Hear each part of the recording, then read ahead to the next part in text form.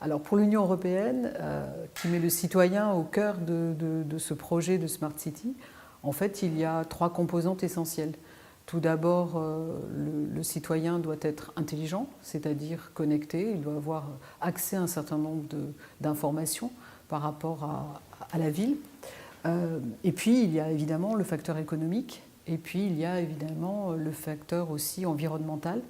Donc ce sont les 3 composantes essentielles de la Smart City, c'est-à-dire un citoyen qui est connecté dans un environnement durable, et cette connexion va lui apporter un certain nombre de fluidités dans sa vie quotidienne, c'est-à-dire qu'il va pouvoir avoir accès à des transports eux-mêmes durables, etc. La difficulté, c'est qu'évidemment tous les citoyens ne sont pas dans la situation de pouvoir se connecter. Mais pour cela, l'Union européenne a défini une sorte d'idéal de société future auquel elle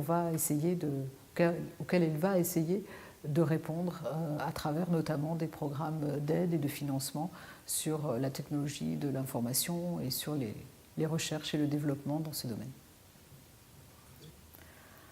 Alors, du point de vue de l'Union européenne, je pense que pour répondre à cette question, il faut inverser un peu les choses et se demander si il est possible de réaliser l'idéal qu'elle a décrit, que la Commission européenne notamment décrit dans les documents qui relèvent de la Smart City et de cette intelligence dont on veut doter à la fois le citoyen, à la fois les villes entre elles qui vont essayer de trouver des solutions à des problèmes que souvent elles ont elles-mêmes générés en termes d'environnement, de pollution, de retraitement des déchets, etc. Donc effectivement l'idéal serait sans doute souhaitable, c'est-à-dire des personnes que tout le monde soit connecté, que tout le monde ait accès à un environnement sain, parce qu'on aurait trouvé des solutions sur les problèmes environnementaux, etc. Je ne sais pas si c'est réalisable, en tout cas dans les années à venir. C'est une question qui est difficile parce que, bon, évidemment, qu'est-ce que le bonheur? Mais il y a des philosophes qui répondront mieux que moi à cette question.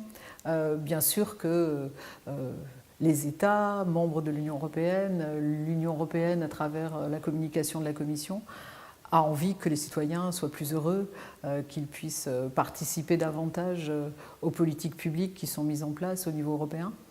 Est-ce que c'est ça qui fera leur bonheur? Je ne le sais pas. Pour l'instant, le problème, comme je l'ai dit déjà tout à l'heure dans mon intervention, c'est que tout le monde n'a pas accès à ce bonheur dématérialisé. Tout le monde n'a pas accès à un ordinateur. Tout le monde n'a pas accès au savoir qui lui permettrait d'utiliser un ordinateur. Donc, pour l'instant, le bonheur reste un peu suspendu à ce questionnement.